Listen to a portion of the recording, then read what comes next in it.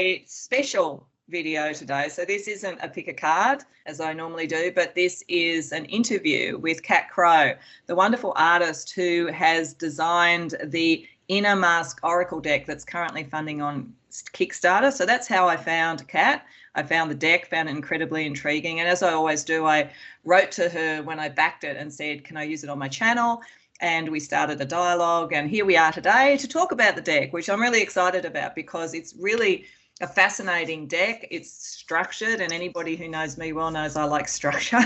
And it gets to a point around the unconscious, which is it's not, there are sort of shadow decks, but this is actually a bit deeper and different to that. I'm not going to sort of steal Kat's thunder in talking about it, but I think it's a very unique deck. And so I thought that my viewers would be really interested in hearing a bit more about it and meeting Kat. So Kat is an artist who happens to do oracle decks as part of her art.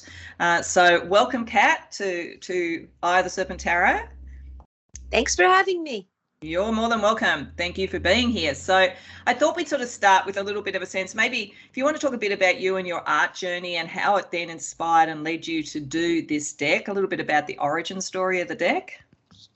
Sure. Yeah. So I've been an artist for my whole life, as a lot of artists will probably tell you.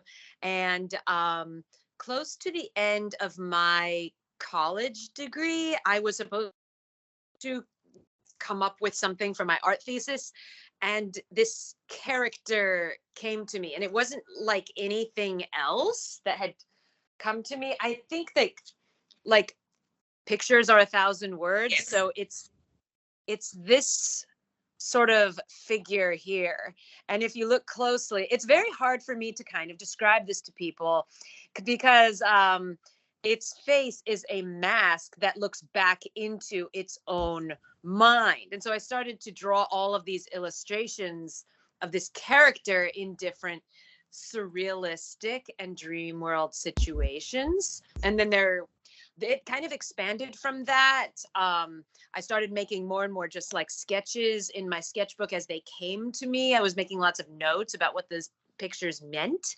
And after graduating, I did not wind up doing this for my thesis project.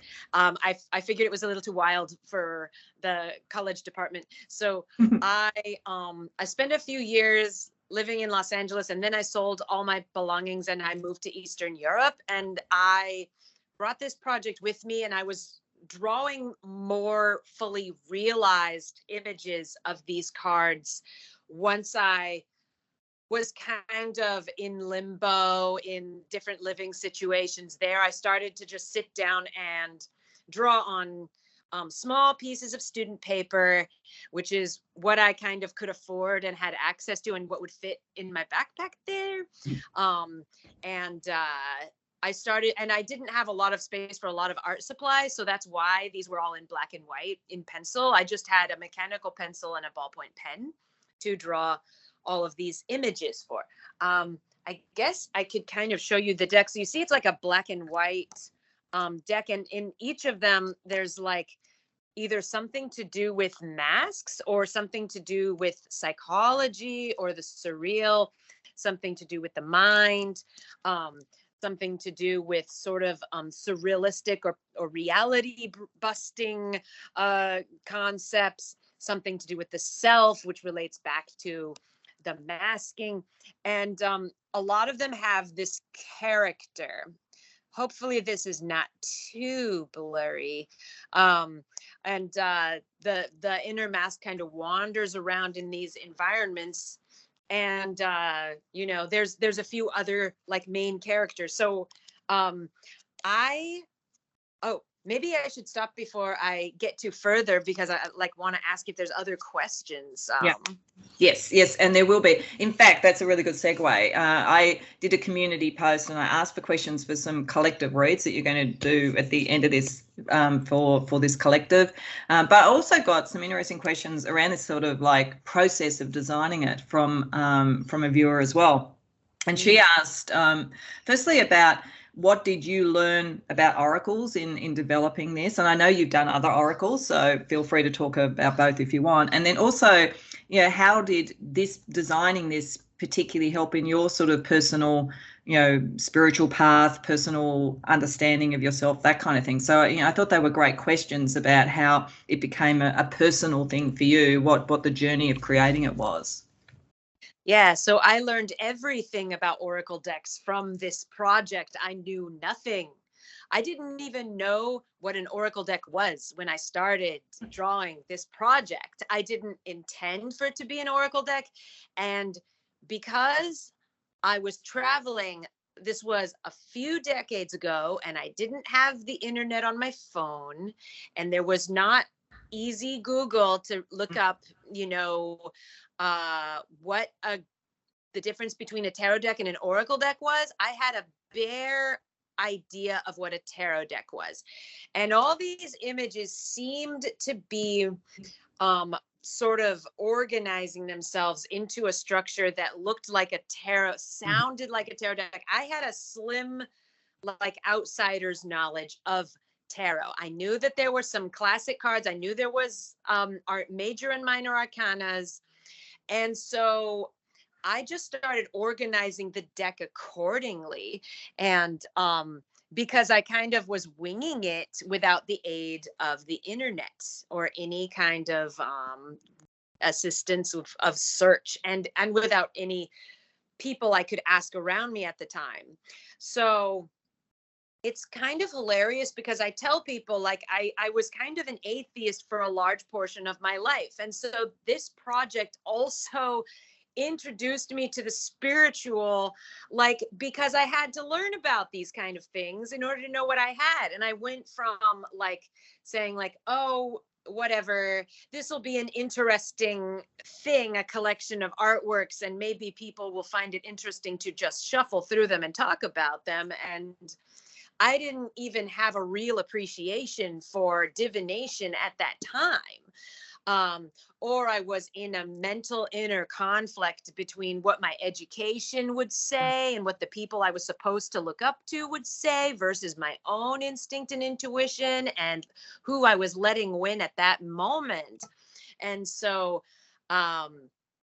this project really, like, forced me to kind of become aware of Oracle cards and Oracle decks in the first place, and then divination systems, and ultimately, like, led me to finding my own spirituality anyway. Because when I got back to the US and I was like, well, this is a tarot deck, and I had to, like, find someone who was an expert enough to even tell me about Oracle decks, and to even, like, understand what the difference was. So the deck still has this structure of a tarot deck because I didn't know what I was doing. But the deck also seemed to be kind of conforming to this structure as well, as the ideas were coming to me. And in this creative process where you can, if you kind of, like, you can create, like metaphorically, you can, in your creative life, in your artistic process, you have this idea and you can kind of create yourself a door and then open that door, and then the ideas kind of just start landing in your lap.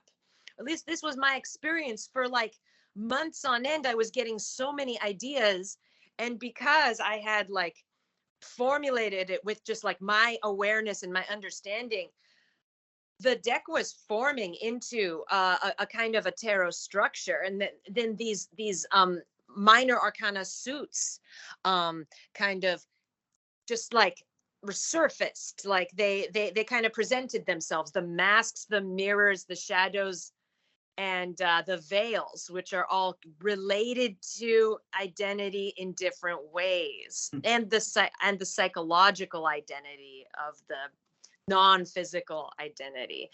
So yeah, that's the deck was everything.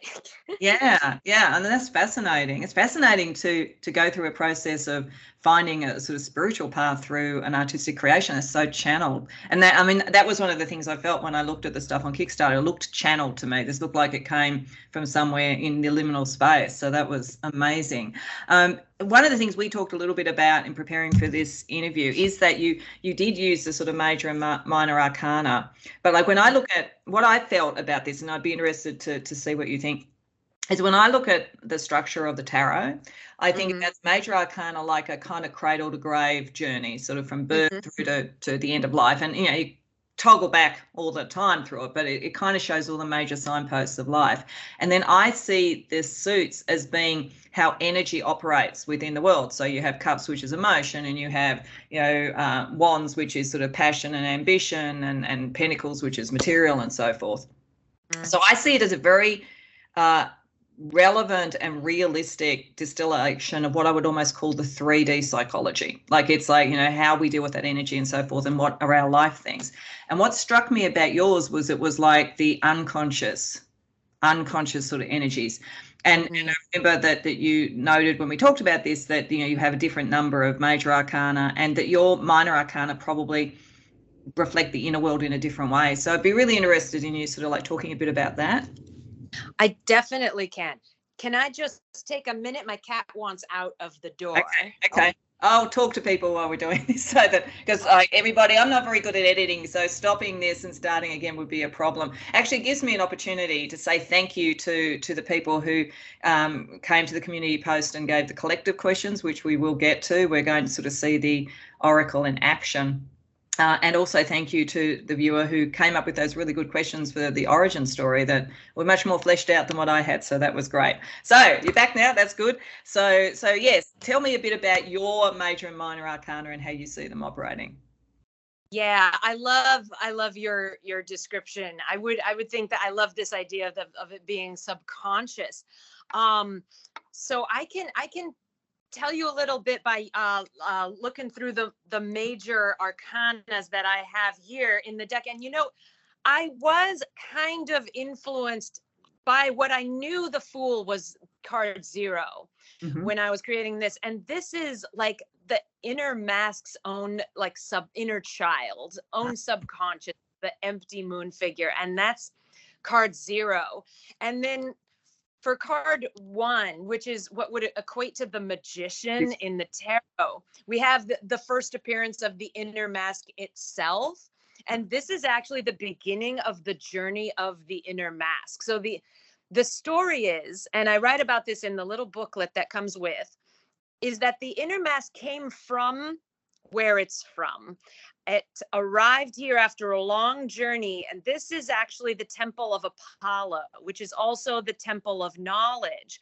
And it is said, I don't know if you can see on the top here, it's very small. I'll just tell you, it says, know thyself.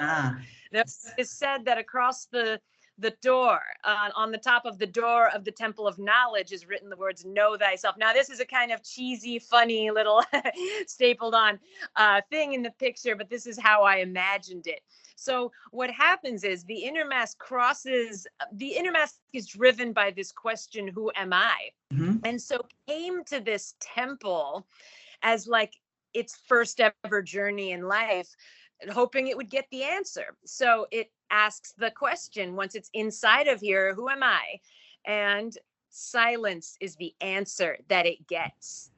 And the inner mask is so unhappy with this answer. And you see, that is why it has gone down to the bottom of the steps and is sitting looking very dissatisfied with this answer. Now, the inner mask is not yet ready to know at this point that there's a lot of really good reasons why the temple had to answer with silence when you ask the question, who am I? Because any kind of like the inner mask was looking for a concrete, solid definition, but any kind of solid, concrete, defined, limited definition would just be another mask and another illusion and another just idea. And the whole point of why the Temple of Knowledge was answering with silence is because this is the openness that is the true self, the self beyond the boundary, the self in the void, which is what the inner mask is really like, defines the inner mask the most. So we go through the major arcanas, and there's not the same number as in the tarot. It ends at number 15. But close to the end, we have 2 cards, the Continuum and Peace. And the Continuum is, this could be the conclusion of the inner mask's own private journey through the major arcana, because this is staring out into the void, which is like you see this ring of masks and there's nothing in the middle, but there's also everything in the middle. There's the swirling galaxy and the four corners, which is kind of like the world card in the tarot, looking at the center. And so the discovery and the inner mask becoming able to see eye to eye to what the temple was talking about by saying nothing, is that in the void, which the inner mask was so wanting to escape, because the inner mask looks inside itself and sees nothing and is not happy with the nothing, but in the nothing is actually the answer. It's actually everything. Undefined. And then so peace is what comes immediately after. It's the acceptance. And this is kind of like the end of the quest. We see this here in the distance is a little knight still on his quest, whereas the difference in the foreground of the mask was just like on this pile of cloth looking at the sky, just in a state of contentment with just the knowledge. And so then you have the knowledge and then the acceptance of the knowledge. So that's really the major arcana's trajectory in this one. So it really is, you can say that it is about this like knowing thyself quest, but you could say it is any kind of quest where you go from being unready for the answer to completely integrated with what the universe is trying to tell you and transformed in this way. So yeah, that's the majors in a nutshell. Yeah. So, and the minor arcana like did you very consciously think of specific sort of energies within that and the way, so that, you know, the elements are done in the tarot, or was it sort of like a different? You know, I was thinking about it in the aftermath. In the aftermath, I was like, well, maybe masks are kind of like Earth, because they're about the sort of the physical shield that is worn on the face, but also mask is about theatrics and imagination and pretend and society and diplomacy. And a lot of these are kind of earthy things. The veils, that's a little bit more murky, because the veil is sort of dividing between areas in the world, areas within the mind, areas between real worlds and not real worlds, or between physical worlds and not physical worlds. I kind of feel veils to be a little more watery, but you could see them as airy. Mirrors are the seeing of ourselves and also illusions and things which are created and the ways which our eyes. Now, veils also have to do with the way optics are not always the trustworthy. And so the way that the physical world is not always the trustworthy and complete story of what is going on. Mirrors, I think in some, there was times when I thought of mirrors as closer to swords, but you could see them in a different way too. The mirrors really, the mirrors is such a firm, like a slice between the one side of the mirror and the other side of the mirror. They split two worlds, like you and your mirrored opposite are divided, and like if you think about this story Through the Looking Glass, where like Alice gets into, you know, that I guess it's a part of Wonderland or so by going through a mirror. So mirrors are like portals to an opposite world. And you know, that story about when you break a mirror, 7 years bad luck. And I heard that was because you let in things from the opposite world into this world through the broken mirror. It's like opening a door. Okay. And mirrors play a role in feng shui as well. You're not supposed to hang a mirror where it can see the bed, because of the things that can come through into your dreams. This is what I was told. I'm not an expert in feng shui. So mirrors are like this very like clean divide. And so in that sense, they kind of feel swordsy. Mm-hmm. Yeah. Now shadows are kind of shadows are very emotional too. And so part of me almost feels that shadows could be the watery one and veils could be the air one. It kind of depends on how you want to look at it, Mm-hmm. because the shadow is what we are focusing on so much. It's like the literal shadow is created by our physical body. By having a physical body, we cannot help but produce a shadow by blocking light. It's part of the deal. And you know, like everything which is illuminated will have a shadow side. And so this has been so useful for us to think about our own minds in this way, and to also give ourselves some mercy in like, you know, it's not bad. It's not a bad thing necessarily if we have a more sophisticated view of what the darkness is about. And so this other character that's in the desk, the empty moon, is like a lot of the places in the shadow section. Like it's a shadow that even the inner mask cannot see. So it's like this more distant domain of the sort of like the mask world. Now the inner mask and the empty moon are often seen turning into each other. Uh-huh. And that's when they cross a line, a boundary from the light world to the dark world. Wow. And you know, there's also the inner mask sort of interacting with shadows in different ways. And so the shadows, you know, you could see these as watery. You could also see them as airy if you wanted to, because it's how we're understanding our ego in this time. Yeah. So it's interesting to me because in a way, and that's great, and you could do that, and I'll certainly consider it when I have my deck and I'm using it. Hardly wait.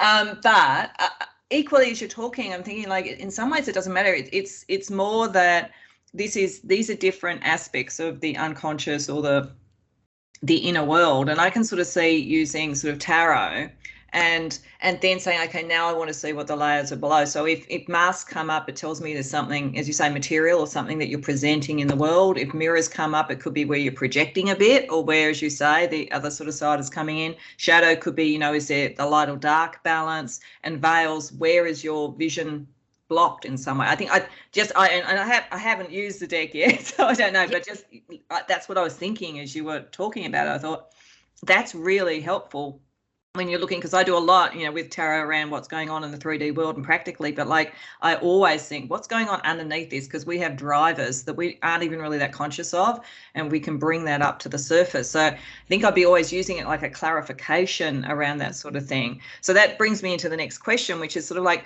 what were the things that you had in your mind about how the deck might be used as you developed it, you know, and as it started to form? And, you know, I think that you mentioned to me that people have said to you various things that they would do with it. So like maybe just some ideas around that for the viewers here. Yeah, I know that some people just use it straight up to do the same Celtic cross that you would with tarot. And it's kind of easy to do that because there's 64 cards and all these different sort of like symbols that are very spread out across a lot of different experiences. So it's not really like the way some oracle decks are kind of like focused on a like type of way of looking at things, or have like a very specific mission. The deck is pretty flexible, so you could do like a lot of the spreads that you would normally have to like rely on tarot, with all of its large vocabulary. Do you envisage your deck being used with reversals? You know, this is a sort of an interesting topic in tarot. Some people read with reversals, some don't. I read with reversals now. For many years I didn't, but you know, people have different views about that. But do you see that as being part of it, or is it kind of just a choice of the reader? I want to make sure that the choice of the reader, is the first thing. But I did write the book to include reversals. Right. Mm-hmm. So that's I have my interpretations in there. Mm-hmm. Yeah. Excellent. So you've done some other decks as well, that are both also included in a bundle if people want to do that on the Kickstarter, and also it's on your Etsy Etsy store, sorry. Do you see these as sort of connected, or are they very different? Would you be using them together? Like what would you like to say about that? They're completely different.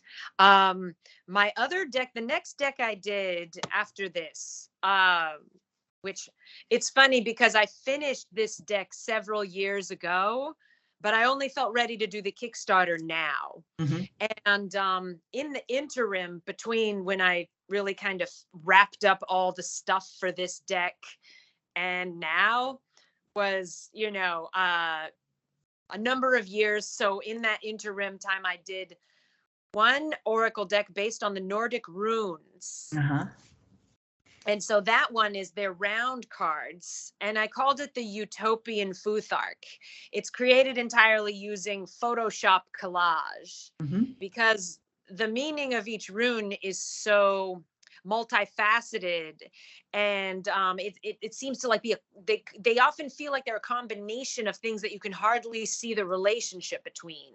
So I figured collage was a really good medium to express the meanings of each of the cards. So I intended for it to like help a beginner to learn the runes, because this is a pictographic representation of all the cards, of all the runes, and there's 24 runes, so it's a thin deck. But I wrote my own understandings of the meanings of the runes also in a booklet that accompanies it.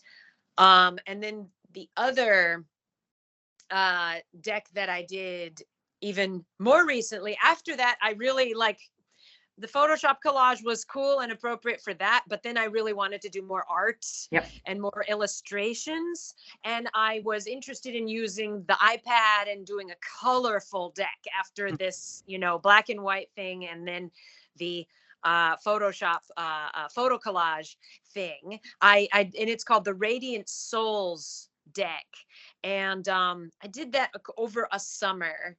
It's 36 cards, and it is more like a lot of other Oracle decks where it shows all just like profiles of different people, all in different states of like being their full radiance. Mm-hmm. And you have cards like the Explorer, or the Majestic, or the Radiant, or we've got, and the cards have four, so they're square cards, and they have a word on each. They're on the round corners, so then you can like build little like you can set two cards together and the words connect. You can set four cards together and they make a ring of words, so you can build yourself a little network. It starts to be a lot of information, really. Even with just four cards. So with that one, I like to start with fewer before laying out a ton. It almost can be overload.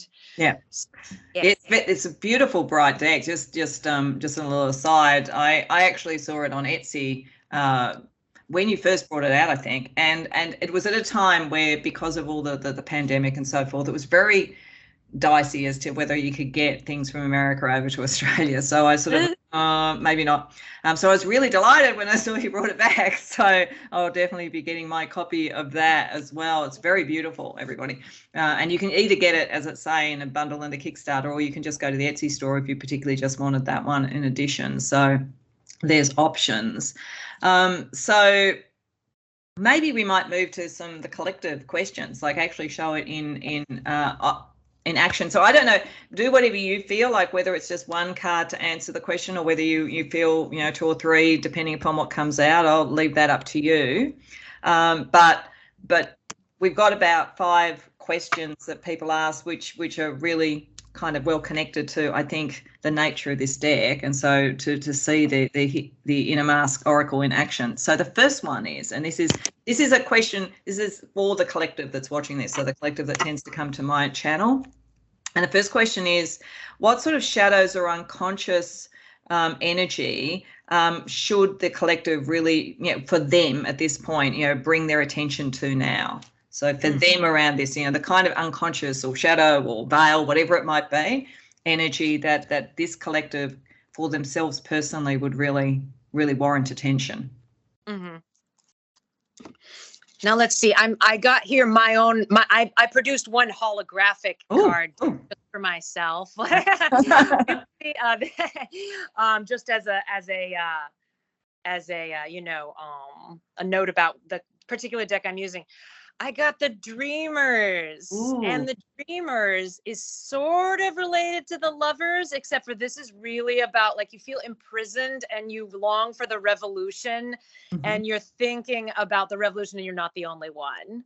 And so what is this the shadow of? Why are you afraid of the revolution? It's something you really want, and you've been thinking about it a long time, but it's also kind of nerve-wracking because it's a very dangerous idea. And so I would call that a shadow, just the shadow of the fear of the revolution that you've been wanting. As a collective, that makes sense to me. I got Echoes. And Echoes, and it came out, it's the 11th shadow, and it did come out in reverse. And as I mentioned, I do reversals on this. Now the keywords are collaboration, cohesion, and receptivity. And there is a shadow of trusting others and connecting on a deep level with others, which involves the trust, the ability to let down the guard and really merge and meld with others. And I feel like this has arisen as a natural product of the hurt that we have had at the hands of others. And so it's hard to get into the space of being able to really be ready to connect again in a deep way, in a meaningful way, so that we're ready to, like, do this kind of revolution work together. It makes sense to me that, feeling like we're on the protective side is a bit of the shadow that we are experiencing. Now, the third one I got is the Cave. Ooh. And here we see this. This is these figures hearken to the three fates. Okay. And you see how their masks combine together to create even more. And we see in the background the inner mask has climbed up this peak and is encountering sort of this shadowy essence that is risen from the water below, and they're encountering up at the top. The keywords are light and shadow, hidden truth, and calling. That's very interesting. On a very raw level, I think that we are all very aware of our callings at this point, and there's just something still a little scary about it, because there is something shadow just right in front of that calling, which is making the calling the most difficult. And this is going to maybe vary per sectors of the collective. Overall, I see this as pointing to a collective resistance to really fully stepping into their calling.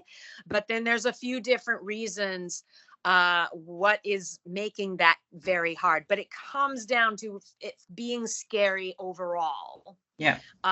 Across those things. Some of the people might have to do with being afraid of others a little bit because of things that have happened. And for others, it might be a fear of what happens if the structures of our world actually do fall, even though we all know we want for the things to change. That's really interesting, because I've sort of said on a number of occasions, and also in my welcome video on my channel, that the people that come to my channel, the energy shift has been quite amazing over the last year. And like, I think there are a lot of people who come to the channel who have very strong spiritual abilities and very strong spiritual callings. So it's interesting to see that, because we live in a very complex world, and And, I think people are here for a reason, but that can be a little bit scary. I might actually jump to a question there that links to this. It was actually the fourth question I was going to ask, but I think it actually connects, which, if that's what's within the collective, what's in the world at the moment that they need to focus on?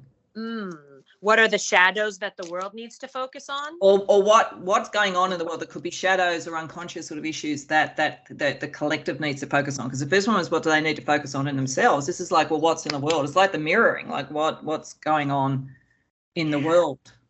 I got 3 very interesting cards. I got in reverse, the 7th veil, emergence. Wow. In reverse. And you know what?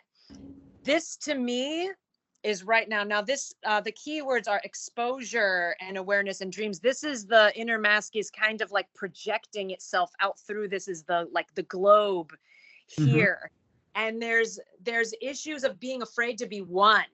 There's just straight up the world being afraid of just like letting go of this idea of the stranger from another land, and like being unready to highlight commonality and humanity above differences over little geographic, ethnic, racial, religious, old world separation. It's really that is one of the issues of the world. It's like this dangling diamond that has been we've been aware of for a long time, of like, hey, this is one world, we have this chance to really like become like unified in a deep way that's meaningful, and not about hegemonic monocultural, and there's like a lot of things causing that to be not easy. Now the other things, this is the path of stars. We see the inner mask kind of looking up at this kind of pathway up into this is an obsession with fame, and this is actually really interesting that this is plaguing the world right now. This is like endemic on Instagram and on YouTube, and people dying to be famous, and people dying to be seen, and people like just desperate to be having that love and attention thrown on them, which they have been missing, but wanting it from like the faceless mass, and just like ready to give anything for that, just like what is imagined in the fame. And then this is the 7th shadow, the marionette. Wow. And this is several things. On the one hand, this is about consumerism and consumption and superficial desires, but this is also just about manipulation, and that the feeling of it being safer in manipulation. And there's a sort of weird comfort by following what the advertising is telling you to do. And so those are the 3 that surfaced for me now. That resonates in my worldview. That resonates so strongly. I have to say. So another question was, for this collective, if they have this, we all have our own programming, we all have our go-to approaches to things. What advice would there be for a shift in approach that would work for this collective? A shift in approach that would work, a suggested shift in approach that would work for this collective. Let me see. What do we have here? Interesting. Well, peace. Lovely. Now it came up in reverse, which is interesting.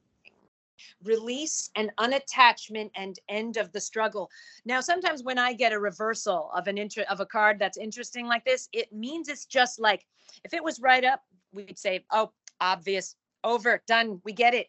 But when it's in reverse, it demands we think about it more. And it's just like, we know that this is a pretty, nice message of peace. But when we're asked to think about more, like let's just not like allow ourselves to believe that we already know what this means. Yeah. So let's think about what really needs to be let go of in order to achieve peace. Yeah. What are we resistant to about the peace? Are we still busy like the night in the background on quest? Are we still enjoying that? Let me look for a few other clues about And the question was, again, remind me. What kind of shift in approach to our normal sort of approach to things or programming, like our go-to thing? What would a shift be that would help us? So I got the fourth mirror, which is rebellion. Wow. And so that is the keywords are authenticity, independence, and revolution. And this is a mirror in which we see the scratched mirror in like a high school bathroom where it's all defaced and stuff, and we see like the scratched up messages people are leaving for each other in this kind of lawless space. And yeah, as far as a shift in approach, this is like stepping outside the lines and giving a voice to the part of you that is just not agreeable to, like, maybe your more socially acceptable self. Maybe that is part of what we are resisting a little bit. Do we have a third message? This is interesting. The 10th veil is the great telescope. And, you know, it also came in reverse. The keywords are bigger picture, shared destiny, and technology.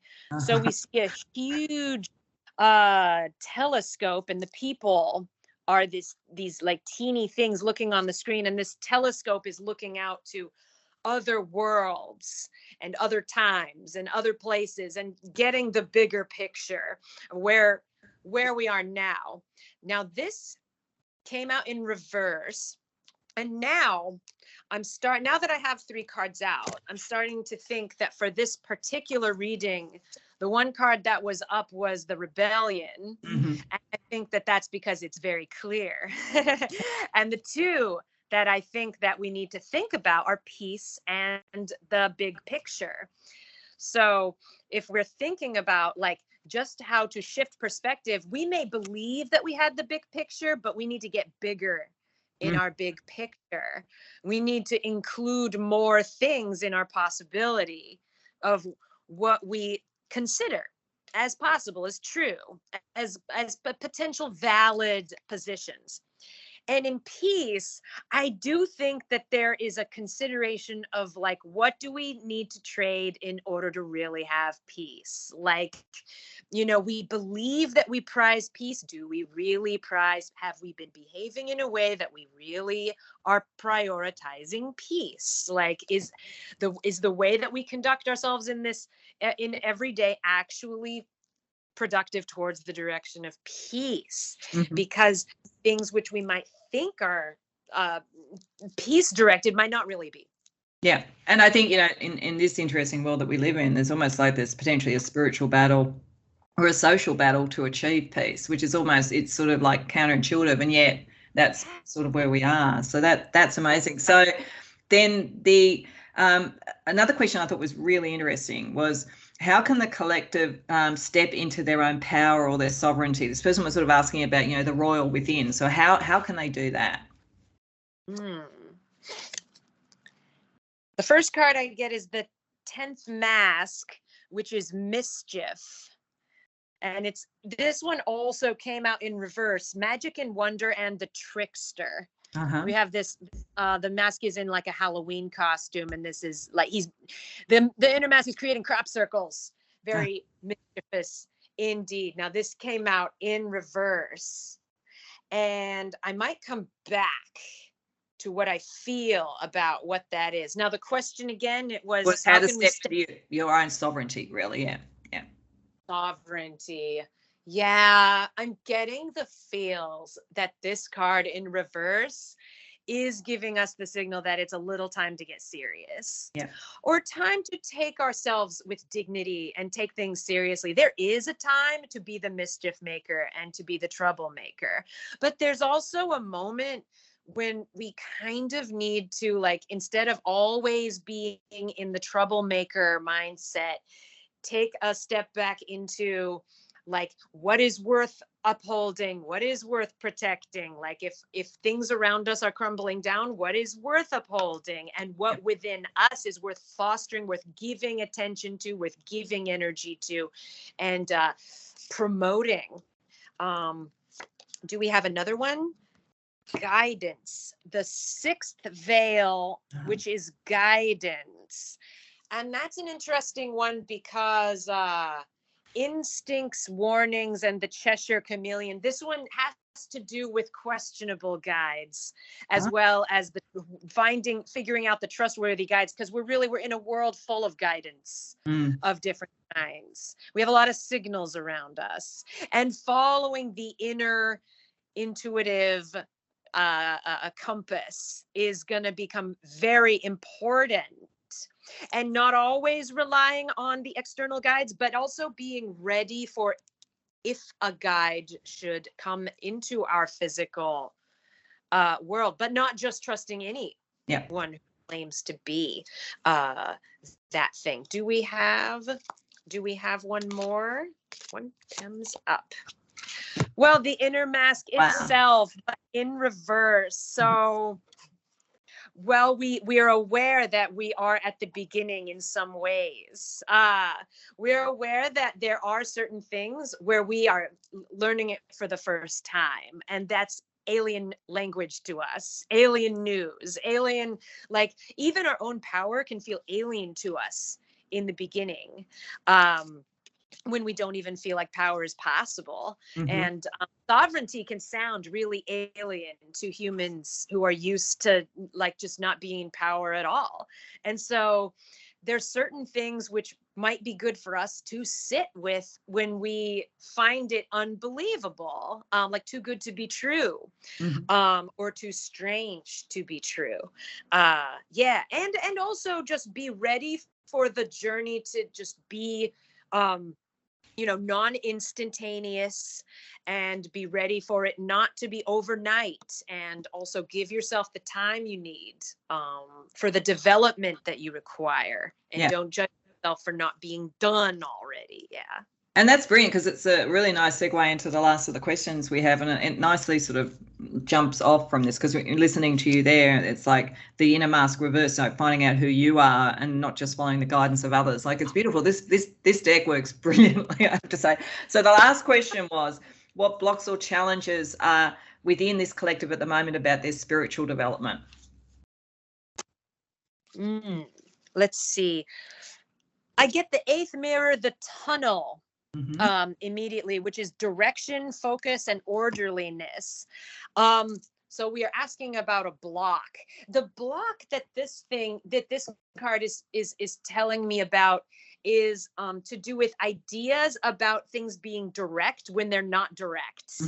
And when things are actually on a very curvy path and very ambiguous, but we expect them or believe them to be straightforward, cut and dry, black and white, obvious, or somehow obedient to the language of the mind. So that's one thing. Oh, this card kind of slipped out. Now this is the 10th mirror, the lake in reverse.